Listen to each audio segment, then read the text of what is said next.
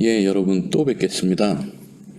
지금 시간은 이 막부 말기, 일본 사람 막말이라는 말을 쓰나 참 막말을 하고 앉아 있는 그런 막말은 아니고 막부 말기와 그 이후에 메이지 유신 그리고 일본 제국주의에 대해서 말씀을 드려보겠습니다. 이거는 우리나라로 보면 치욕의 역사고 일본으로 보면은 국뽕의 역사입니다. 그러니까 사실은 여기서 저도 이 자료를 만들면서 냉정함을 좀 가끔 잃을 때가 있었는데요. 있는 그대로 봐주시면 되겠습니다. 왜 이 사람들은 그럴 때 어쨌든 이렇게 세계하고 겨룰 정도로 힘을 키웠고 우리는 그러지 못했나 이런 생각을 가지면서 봐주시면 되겠습니다.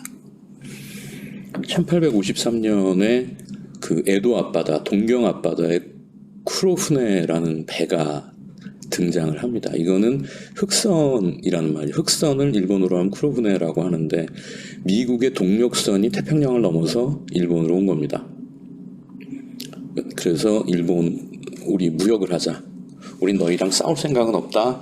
근데 사실은 동력선이 그때 일본에 있을 리가 없었고 일본은 그 압도적인 무력 앞에서 그냥 무력화될 수밖에 없었죠. 그래서 1853년에 흑선이 등장한 이후에 미일 통상조약이 체결이 됩니다. 미일 통상조약은 근데 우리나라하고 일본하고 맺은 통상조약이 처음이 그랬습니다.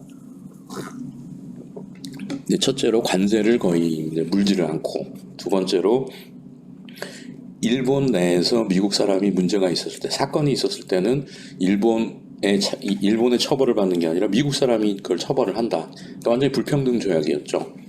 이런 것들을 가지고 그 당시에 무사계급 사무라이들이 굉장히 반발을 합니다. 도대체 에도마쿠는 뭐 하는 정부냐? 왜 이렇게 불평등한 이걸 하냐?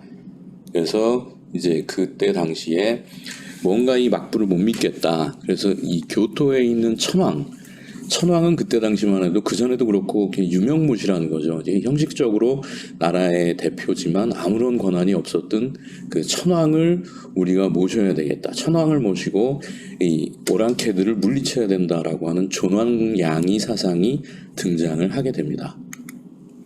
근데 그 존왕양이 사상에 여기서 재밌는 거를 좀 볼 수가 있는데요.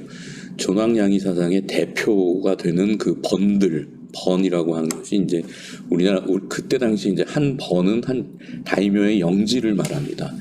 이 서남부의 4대 웅번이라고 합니다.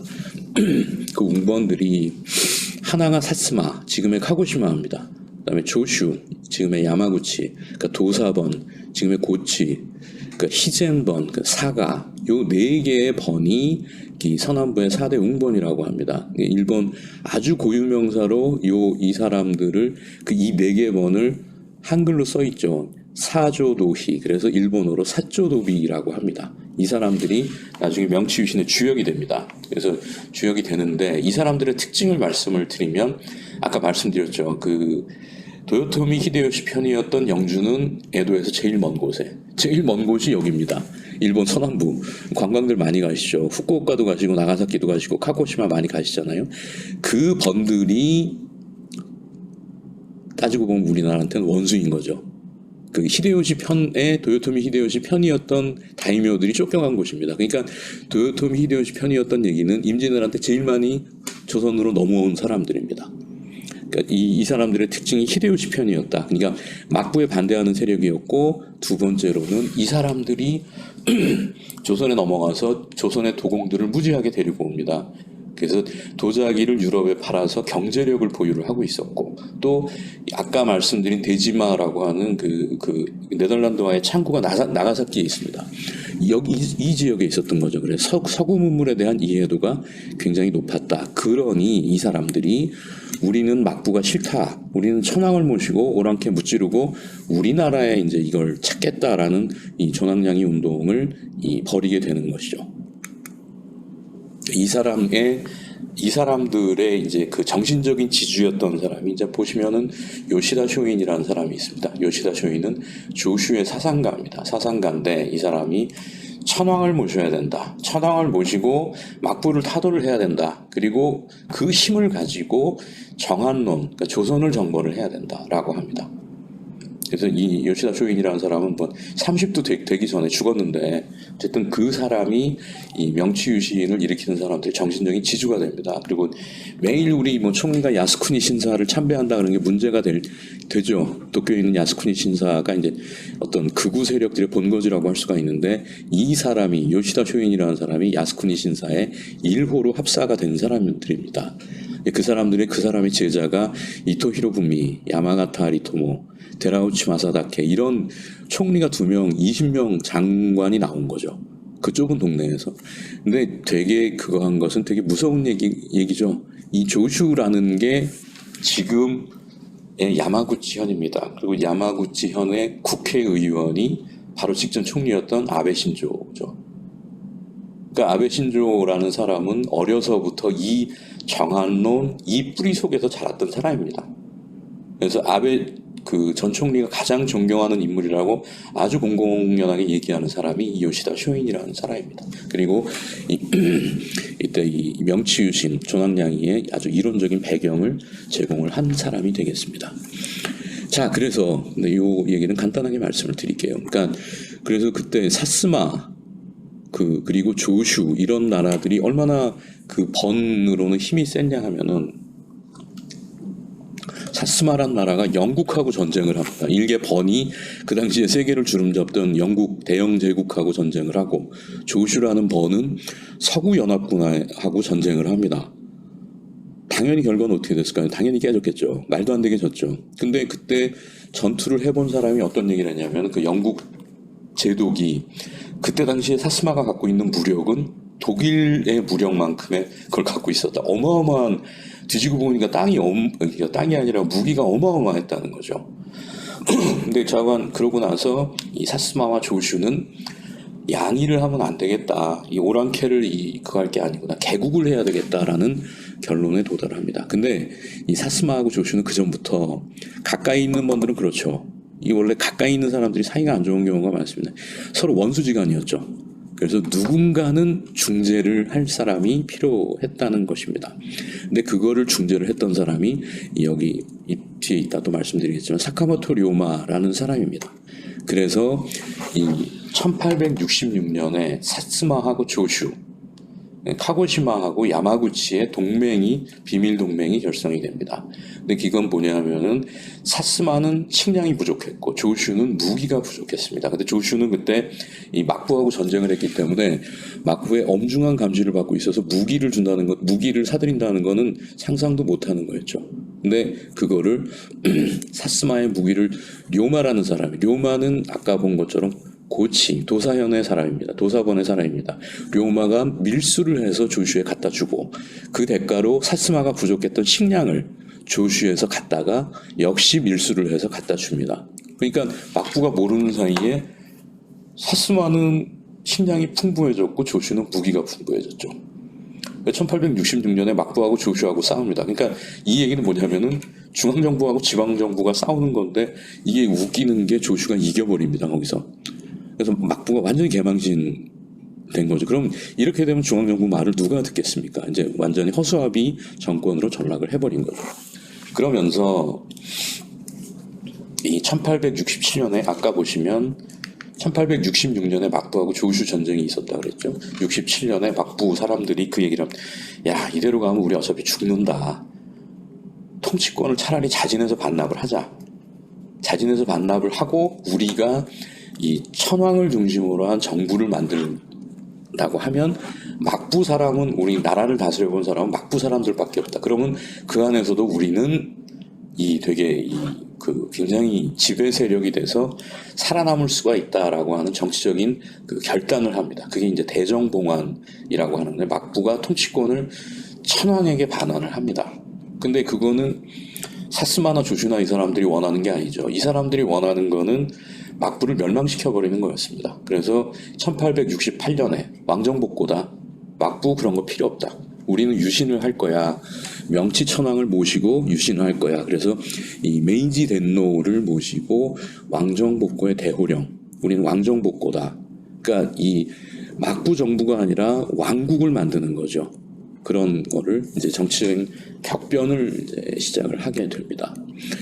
명치유신을 보게 되면 굉장히 많은 사람들이 여기서 죽었습니다. 죽기도 하고 또 나중에 권세를 누리기도 했는데 통상 일본 사람들이 얘기하는 명치유신의 삼걸이라고 합니다. 여기 보시면 여기 이제 그 출신들이 보면 하나가 가고시마, 사스마죠. 하나가 또 이 오쿠보라는 사람이 가고시마, 또 사스마. 이 사람이 야마구치, 조슈. 이 사람들이 결국은 다 시쳇말로 이 정권을 잡고 나서는 사스마 사람들, 조슈 사람들이 전부 다 나라를 전 고관 대작이 되면서 나라를 말아먹었습니다. 이 그거에 이제 이 근본이 된 사람들이 이 사람들입니다. 요 얘기는 얘기를 하다 보면 여러분들 너무 깁니다. 이건 몇 시간씩 얘기를 해도 가는 거여서 한번 이런 것들은 혹시 관심이 있으신 분들은 이제 자료를 찾아보시든지 아니면 소설책이나 이런 걸 보셔도 훨씬 더 좋지 않을까 이런 생각을 하는데요. 요 얘기만 하나만 말씀을 드리겠습니다. 이게 아까 보시면 이 사이고 다카모리라는 사람이 있고 오쿠보 도시미치라는 사람이 있습니다. 둘 다 카고시마 사람들이죠. 근데 둘은 친구였습니다. 친구인데 이렇게 명치유신이 되고 이 둘은 서로 완전히 다른 길을 걷게 됩니다. 사이고 다카모리는 반정부군이 되고 오쿠보 도시미치는 친정부가 되는데 이 두 사람의 얘기를 미국에서 헐리우드에서 영화를 만든 게 더 라스트 사무라이입니다. 보신 분들이 계시죠? 여기서 보면 이 와타나베 켄이라는 사람이 그 무사로 나중에 할목하고 되게 멋있게 나오죠. 이 사람이 사이고 다카모리를 모델로 해서 만든 사람입니다. 그리고 거기에 보면 나중에 이제 이 천황을 싸고 돌다가 나중에 모욕을 당하고 하는 사람이 있습니다. 그 사람이 오쿠보 도시미치라는. 근데 결국 주인공은 톰 크루즈였는데 사실은 이 사람들이 이 두 정부군하고 반정부군이 싸웠던 서남 전쟁, 세이난 전쟁이라는 거를 무대로 하고 있습니다. 그 무대가 됐던 것이 지금의 사스마 카고시마에서 이 결국 싸워서 지고 사이고 다카모리는 할복을 하게 되는데 그런 역사적인 사실을 영어로 재밌게 꾸민 것입니다. 이 얘기를 보고 관심이 있으신 분들은 영화를 한번 보셔도 될 것 같고요. 그리고 아까 말씀드린 이제 사카모토 료마라는 사람이 있습니다. 사카모토 료마는 일본인들이 제일 좋아하는 사람 그러면 첫 번째로 꼽히는 게 사카모토 료마입니다. 그리고 두 번째, 세 번째가 이제 도요토미 히데요시, 오다 노부나가 이렇게 되는데 이 사람은 도사본의 하급무사입니다. 도사본 하급무사인데 아까 말씀드린 이제 철천지 원수였던 사스마하고 조슈를 동맹을 해서 비밀리에 서로 무기를 공급하고 쌀을 공급하고 하면서 이 두 원수였던 번들이 뭉치게 만들어줍니다. 그리고 결국 그래서 그 뭉치게 만들어준 후에 대정봉환이라는 거를 아까 말씀드렸죠. 대정봉환이 막부가 정권을 천황에게 넘기겠다라고 하는 거였는데 이것도 이 사람이 뒤에서 이 완전히 뒤에서 이제 중재의 선수였는데 결국 그렇게 해서 중재를 하게 되죠. 하게 됐는데 이 사람이 이제 멋있는 거는 그렇게 해서 명치유신이 되고 이 사람이 고관대장이 되고 했으면 또 여러 가지 이제 문제점들이 나타났을 겁니다. 명치유신 직전에 바로 직전에 암살을 당합니다. 네, 이 사람 일대기를 쓴 것이 그러니까 시바 료타로 맨 밑에 나와 있는데 한문으로 써놨지만은 시바 료타로라는 사람이 쓴 료마가 간다라는 책을 보시면 굉장히 이 사람의 영웅적인 일대기가 나와 있습니다. 한번 관심이 있으신 분들은 읽어보시면 괜찮을 것 같고요.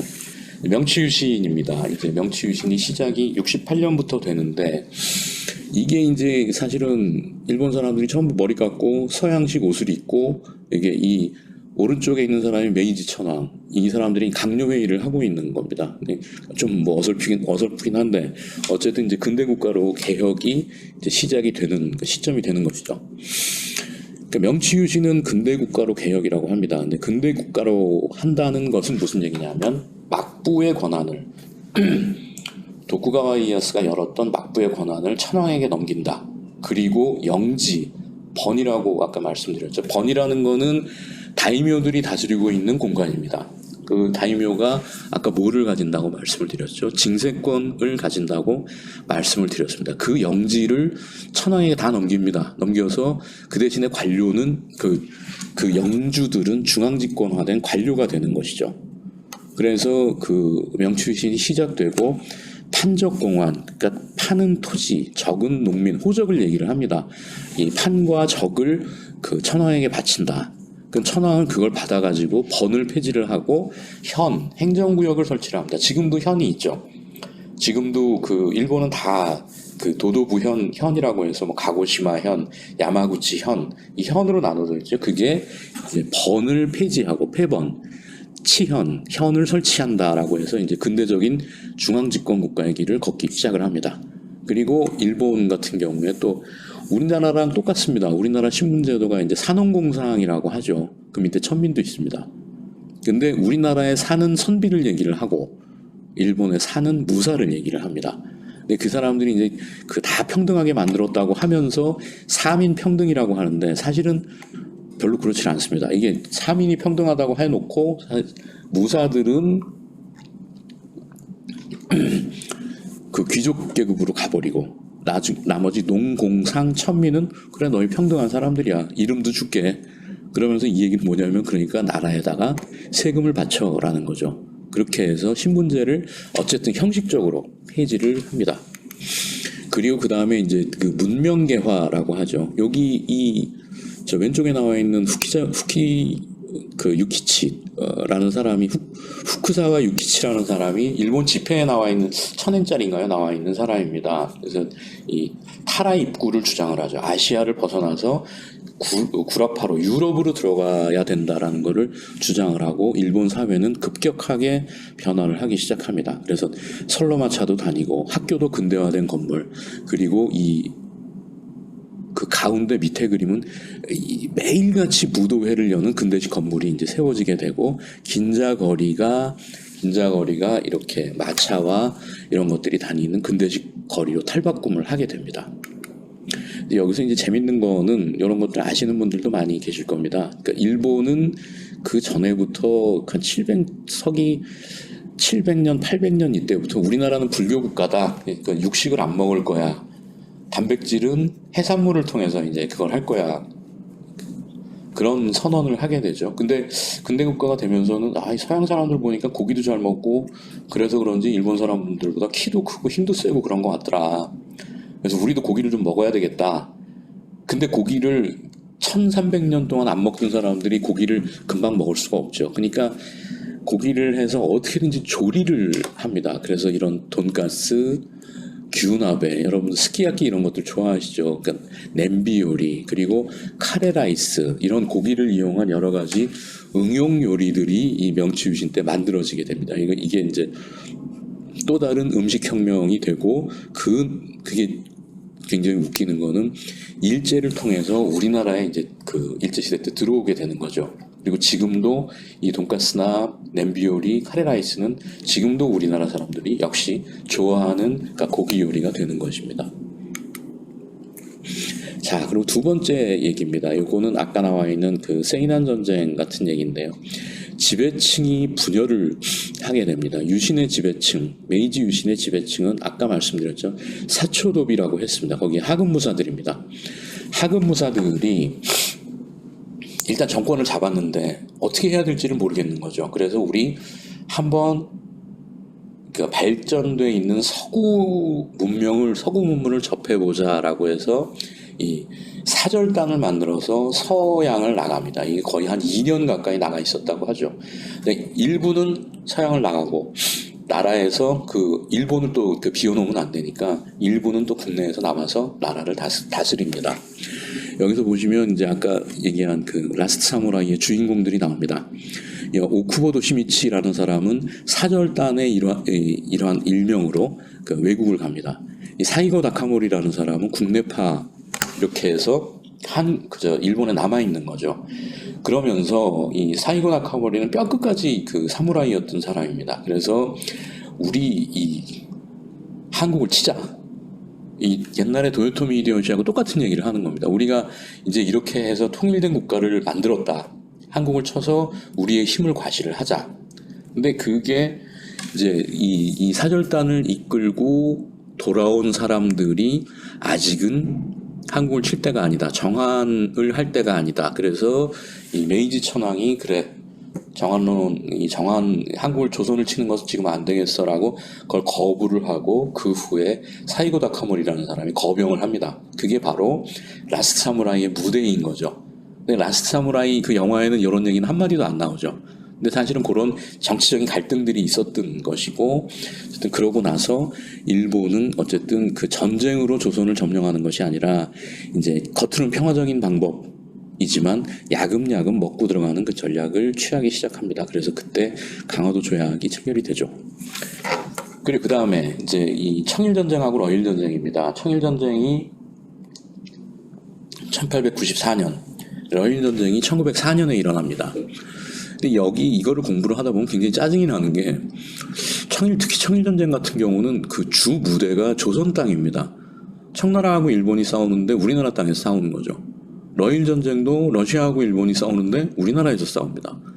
근데 어쨌든 그렇게 두 개의 전쟁에서 이겨나가면서 이 완전히 외세, 그러니까 청나라하고 러시아는 조선에서 손을 떼게 되고 조선 이 한국 땅은 일본의 지배로 넘어가는 거죠. 그때 당시에 그래서 1894년에 청일전쟁, 1904년에 러일전쟁 후에 약 6년 후에 한일합방이 됩니다. 그리고 러일전쟁 직후에 1905년에 을사늑약이라고 하죠. 외교권을 박탈당하는 늑약을 통해서 우리나라는 형식적으로만 존재를 하게 됩니다. 근데 그때 얼마나 그 일본 사람들이 잘난 체를 했냐 하면 이 청나라도 이기고 러시아도 이겼습니다. 서양 나라들도 깜짝 놀랐죠. 청나라는 모르지만 야 러시아를 이기는 건 대단하다.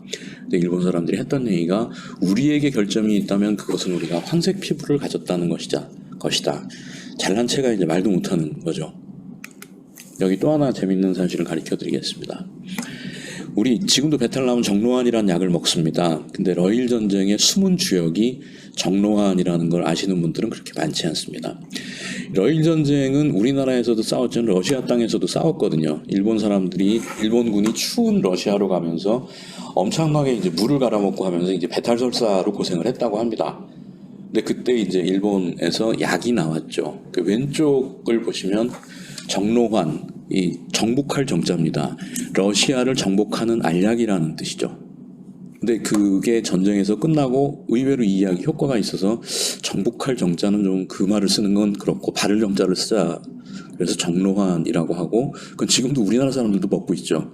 이 참 이 역사라는 게 보면 되게 우리 주위에 많습니다. 우리 주위에 그래서 알고 뭘 보는 거하고 모르고 보는 거는 굉장히 다를 수가 있다는 것을 느끼게 해주는 또 다른 사례라고 말씀을 드릴 수가 있고요.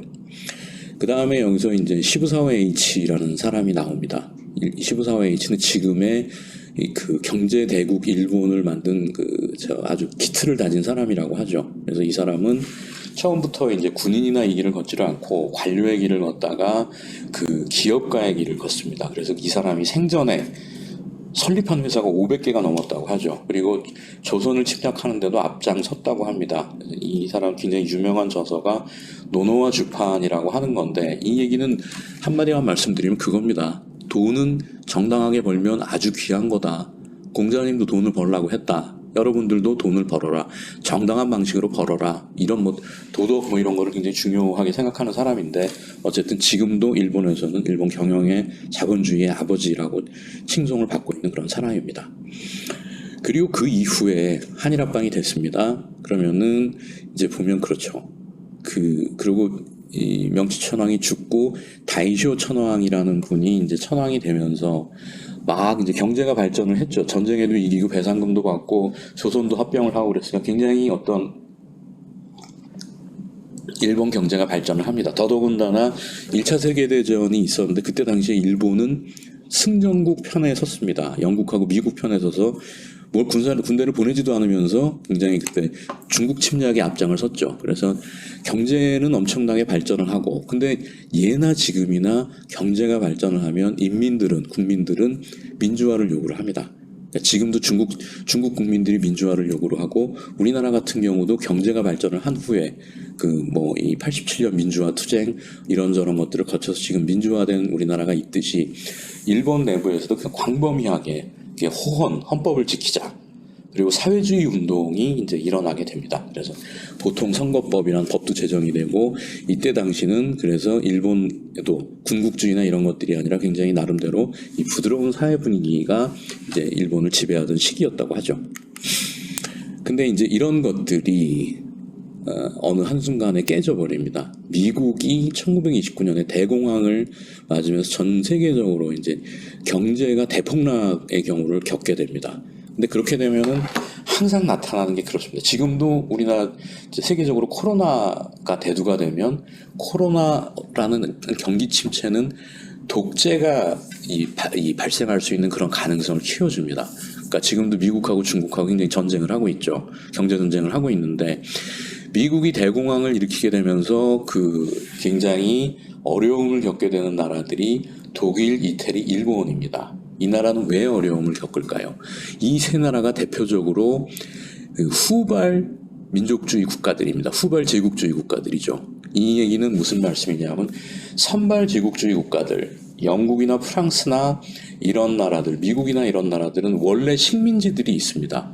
원래 식민지가 있어서 이 자기네 경제권이 있는 거죠. 그러니까 경제가 어려워도 어떻게든지 살 수 있는 그런 기반이 마련되어 있는데 독일은 1차 대대전에서 완전히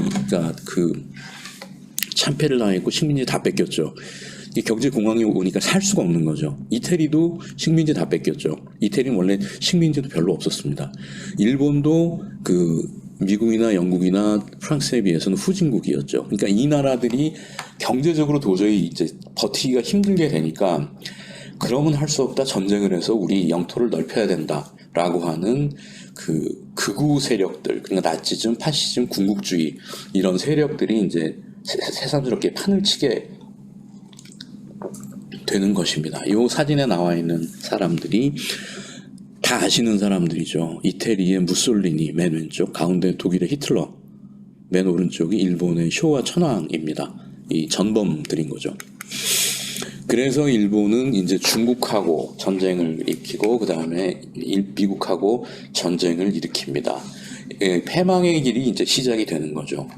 만주사변을 일으킵니다. 만주사변을 일으키고 그 다음에 만주국을 건설을 합니다. 만주국의 이 영토가 엄청나죠. 지금의 우리나라보다도 훨씬 큽니다.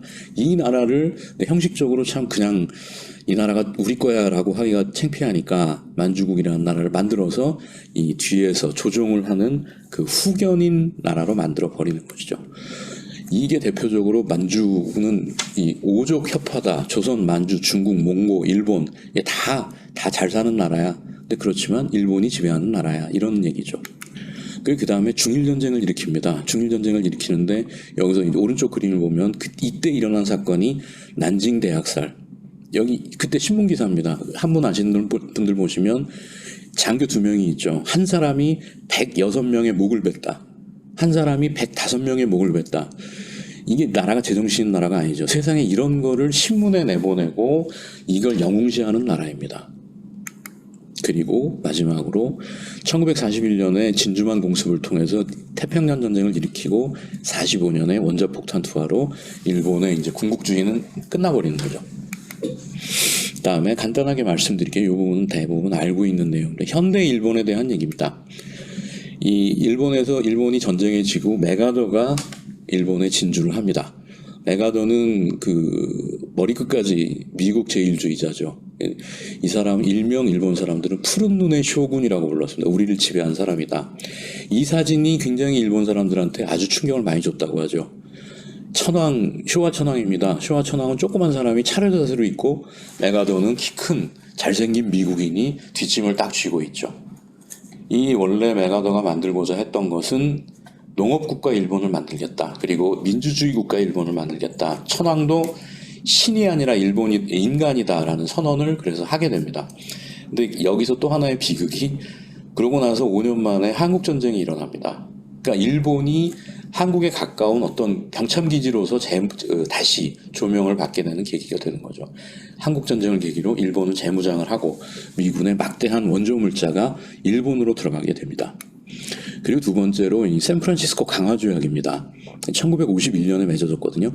이건 연합군하고 일본 때 샌프란시스코에서 맺어진 겁니다.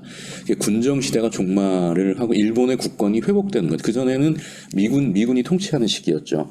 여기에 보면은 한반도에 대한 모든 권리와 권한을 표기한다라고 했는데 지금의 독도 분쟁의 계기가 되는 것이 하나 있습니다. 한반도는 제주도, 거문도, 울릉도이다. 그러니까 일본 사람들이 그거죠.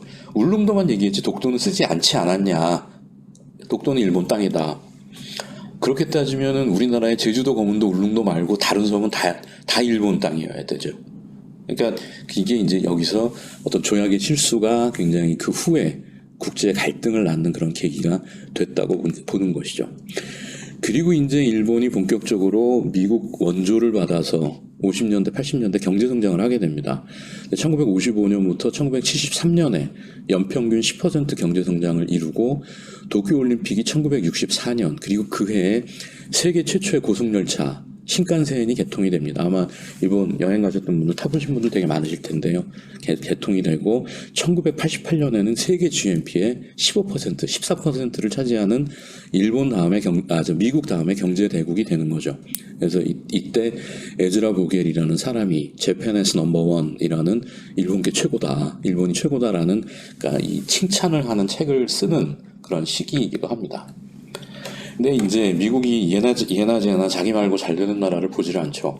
이 플라자 합의를 통해서 이 엔화를 인위적으로 환율을 올려버립니다. 그거는 이제 경기 부양, 일본이 이제 당장 수출이 어려워지고 경기 부양을 하려니 금리 인하를 하고 또 거기서 남아도는 돈을 부동산에 투자를 하고 그다음에 일본 버블이 주택 버블이 붕괴가 돼버리는 거죠. 그래서 이 플라자 합의 이후에 2, 3년이 지난 후에 주택 버블이 붕괴가 되고 그때부터 지금까지 일본의 이제 잃어버린 30년이라는 게 시작이 됩니다. 지금 이제 여러분들 아베노믹스 얘기를 많이 들으셨는데요. 지금 수상은 아베가 아닙니다만은 지금 아베가 아베노믹스라는 경제 정책을 통해서 일본 잃어버린 30년을 우리가 극복을 하겠다. 이게 뭐냐면 무제한적인 양적 완화, 엔화를 찍어내는 거죠. 재정 지출을 확대하겠다. 국가가 부채를 지는 거죠. 이거는 한 몇 년만 지나도 이건 바로 미친 짓이라는 게 드러납니다. 굉장히 무책임한 행동. 양적 완화를 하면 할수록 엔의 가치는 떨어지고 재정 지출을 확대하면 국가의 빚은 늘어나는데 이미 일본 국가 부채는 선진국 중에 넘버원입니다. 그리고 규제 완화나 구조 개혁을 통해서 장기적으로 성장을 하겠다. 이게 일본이 아베가 얘기하는 세계의 화살입니다. 이걸 통해서 일본 경제를 부흥시키겠다. 근데 첫 번째, 두 번째만 하고 세 번째는 안 했습니다. 결국 구조 개혁은 하지 않고 돈을 찍어내고 재정 지출만 확대를 한 거죠. 그 후유증을 어떻게 할 건지는 저는 일본 사람이 아니니까 잘 모르겠고 일본 알아서 어떻게 하겠죠. 그래서 이 현재 일본과 미래에 대한 물음이라는 거를 지금 마지막으로 말씀을 드리겠습니다. 일본은 2차 대전 이후에 불완전한 청산을 했습니다. 이 전범들이 다 살았죠. 모든 그 국가는 그렇다고 합니다. 새는 한쪽 날개로만 날 수 없다. 되게 유명한 얘기. 보수도 있고 진보도 있어야 그 나라가 건강하게 서로 번갈아가면서 집권을 하면서 이 건강해진다고 하는데 일본은 진보가 없습니다. 아주 극도로 우경화되어 있는 국가입니다. 이 사람들이 민주국가냐? 앞으로 어떻게 될 것인가? 그리고 그 다음에 일본은 이도코토리라는 말을 씁니다. 여러 개의 장점을 취한다고 하죠. 이게 어떻게 보면 일본의 아주 그 고유의 그거라고 합니다. 그러니까 이념이 없이 각각의 장점을 취해서 뭔가 제품을 만든다. 대표적인 게 소니의 워크맨이라고 하죠. 조그맣게 큰 스테레오를 조그맣게 축소시키고 그걸 들고 다니게 하면서 그런 거죠. 그럼 과연 물어보고 싶은 얘기는 일본의 창의력이라는 건 있는 것인가? 일본 사람들은 그 스티브 잡스나 이런 거 같은 이런 거를 만들고 있는 것인가? 우리나라도 창의력이 있죠. 옛날에 MP3 플레이어 같은 건 대표적으로 우리나라에 창의력이 있는 거라고 얘기를 합니다. 그럼 일본은 갈라파고스 천국이다. 일본은 자기네 나름대로 발전을 합니다. 근데 일본 밖으로 나오면 아무짝에도 쓸모가 없는 것이죠. 마지막으로 고령화 사회 그리고 과거로의 회귀 사회입니다. 이번에 이제 각 세계적으로 5월달, 6월달에 이제 재난지원금을 줬습니다. 우리나라 같은 경우는 이 인터넷이나 이걸 통해서 재난지원금 가입하는데 불과 5분이면 가입하고 돈을 쓰면 바로바로 그 잔액이 보이고 그랬죠. 일본은 그걸 가지고 팩스로 보내고 도장을 통해서 도장을 찍고 재난지원금이 나한테 왔다 그러는데 5달이 지나도 못 받은 사례가 나오고 그러는 거죠. 과연 이런 사회에서 미래가 있는가? 그래서 이 세계적인 투자자 짐 로저스라는 사람은 10대들이여 일본을 떠나라. 지금의 일본은 부가 없다라고 하는 얘기입니다. 물론 일본 사람들도 이런 문제의식이 왜 없겠습니까? 일본은 또 다른 길을 찾아 나가겠죠.